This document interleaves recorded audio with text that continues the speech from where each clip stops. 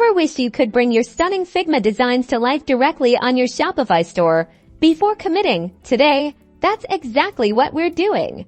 We'll walk through seamlessly integrating your Figma prototypes into your Shopify store, allowing you to visualize and test design changes in real time. This means less guesswork, faster iterations, and ultimately, a much better experience for your customers. First, navigate to your Figma design. We need to access the sharing options. Look for the specific button or menu that allows you to share your prototype.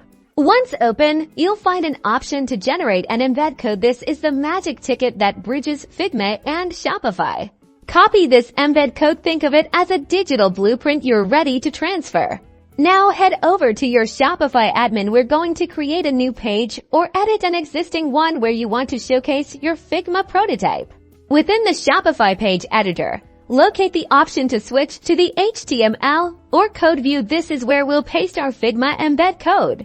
Paste the Figma embed code you copied into this HTML section. Don't worry, it's a straightforward paste. Save your changes and then preview the page. You should now see your interactive Figma prototype embedded directly within your Shopify store.